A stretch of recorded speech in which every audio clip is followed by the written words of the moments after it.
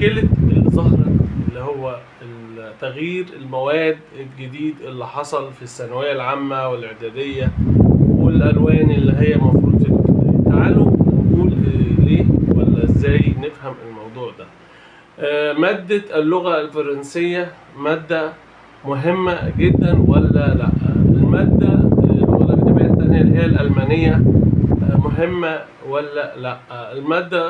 اللغة الأجنبية التانية لو الطالب اختارها الصينية مهمة ولا لأ؟ لأ، كل المواد دي مهمة جدا جدا جدا، وفي اتفاقيات موجودة إن مصر تدي اللغات الفرنسية أو الألمانية أو الصينية أو كذا كذا. هل اللغات دي المواد دي مفيدة للطلبة ولا لأ؟ مفيدة جدا. كمان مادة الجيولوجيا هل هي مفيدة للطلبة ولا لأ؟ مفيدة جدا جدا. إن هي المادة بقى تتشال من عليها الدرجات، هل ده صح أم غلط؟ الآراء في الموضوع ده مختلفة جدا جدا جدا. طبعا صدمة أصابت مدرسين اللغة الفرنسية والألمانية والصينية ومدرسين الجيولوجيا. الصدمة أكتر إن الناس كتير بيختاروا الجيولوجيا وبيختاروا الفرنسية.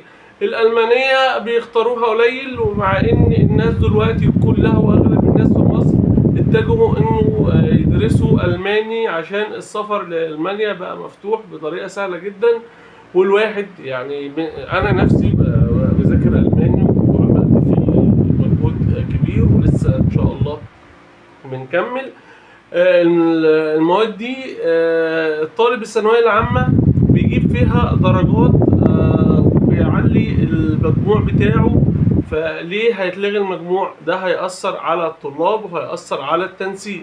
إذا كانت مادة الفرنساوي أو الألماني، اللي في أغلب الوقت الألماني بيبقى الطلبة قليلين بس بيجيبوا درجات كويسة جدا جدا، لأن المادة دي شيقة جدا جدا، والواحد لما بدأ يتعلمها فهمها وعرف ازاي ان المادة دي مهمة. الجيولوجيا كمان بسؤال اغلب الطلبة واصحاب المكاتب والثانوية العامة اللي قبل كده قالوا المادة كويسة خالص والمدرسين بيشرحوها كويس، وكمان الطلبة بيجيبوا فيها درجات عالية وكويسة وبتبقى مضمونة.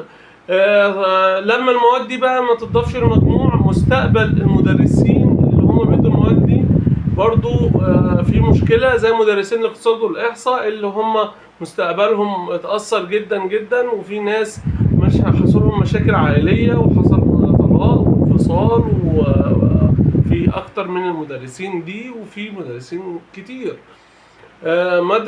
مدرسين بقى الفرنساوي طلعوا على الفضائيات وطلعوا في فيديوهات وطلعوا وقالوا زعلانين وناس منهارة وعمالة تطلع تعيط مستقبلنا ومستقبل البيت ومستقبل الأسرة وهيحصل تدمير.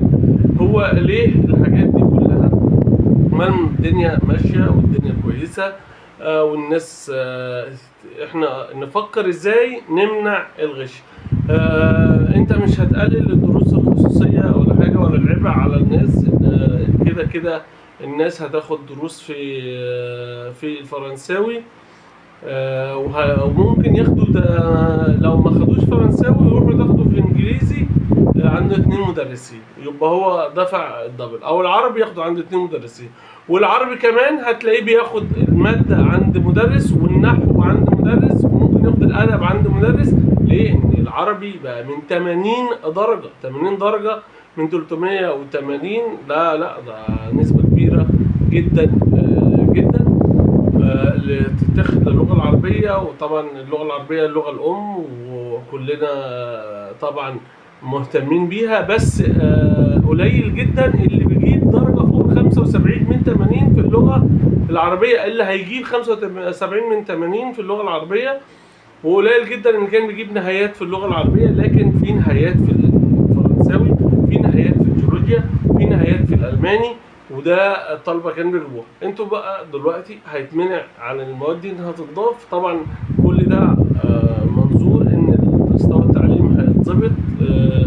هو مستوى التعليم هيتظبط مش بالغاء المواد دي، لا، بان تمنع الدروس الخصوصية. المدرسين يشرحوا في المدارس زي ما كنا احنا زمان، يشرحوا زي ما كانوا زي ما بيشرحوا في السنترات. السنتر انت تروح تشوفه تحس ان السنتر ده هو المدرسة، والمدرسة مش فيها طلبة. فانت تقضي على السنتر، تقضي على الغش. وقلنا طرق القضاء على الغش، بيحطوا السماعات قدامهم بيخشوا الامتحانات، والسماعات دلوقتي بتبقى صغيرة جدا. لازم يبقى في أجهزة تتحط على لجان المراقبة والناس داخلة، أو بوابة الامتحان وهم داخلين، يتعرف مين اللي حاطط جسم غريب أو حاجة غريبة في جسمه أو في ودانه. قال لك ممكن يكون حاططها وياخدها من جوه. لا، انت دلوقتي الطالب هيخش الجهاز ده هيبقى محطوط عند السلم ماشي، اللي هو طالع على اللجان، محدش هيسلمه حاجه، مش هيقابل حد. لازم يكون منع الغش، ان الغش ده اثر بدرجه كبيره جدا على التنسيق. التنسيق بيختلف من سنه للتانيه، مستويات الطلبه بتختلف. فلازم نركز ان احنا كمان، ونرجع نقول الفرنساوي عايزين اعاده النظر في الموضوع، هو والالماني او الصيني، وكمان الجيولوجيا. احنا قلنا كمان عايزين درجات بدل الالوان الغريبه اللي موجوده في ابتدائي او اعدادي. كمان عايزين اعدادي اللغه الفرنسيه بتقولوا اتلغت، ما عدا المواد الناس اللي واخدين لغات.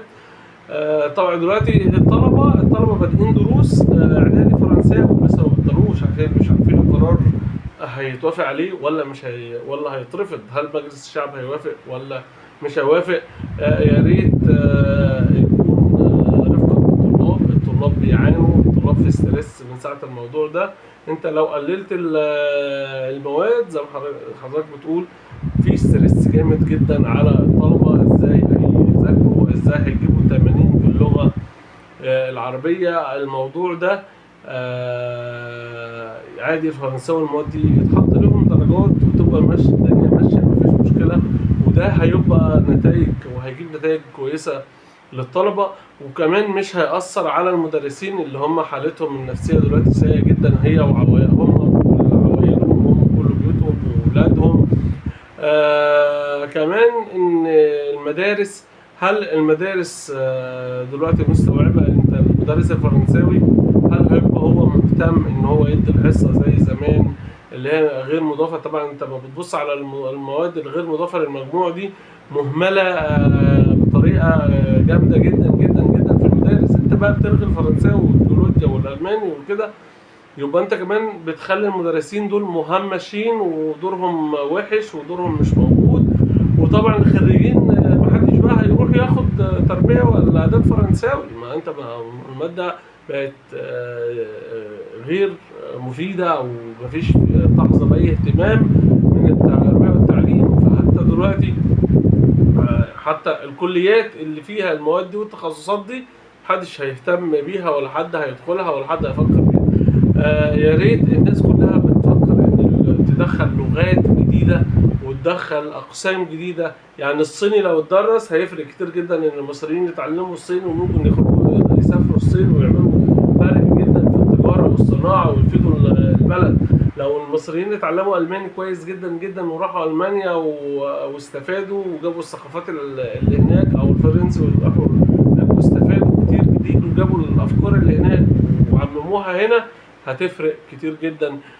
لازم اللغة يبقى مهتمين بيها، مش عربي وانجليزي بس، لازم تهتم باللغات التانية.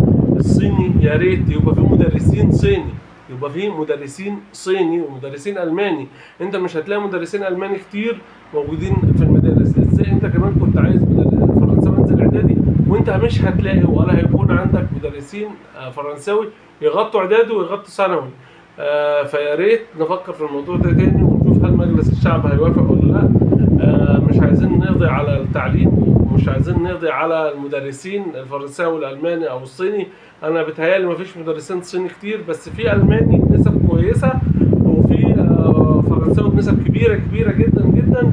والجيولوجيا برضو في مدرسين كتير جدا جدا، وانهاروا وزعلوا على الفيس وعلى اليوتيوب وبكاء وعويل. فاحنا عايزين نبص لمستقبل الاسر المصريه ومستقبل التعليم في مصر، ويا ريت اعاده نظر في الموضوع ده. والسلام عليكم.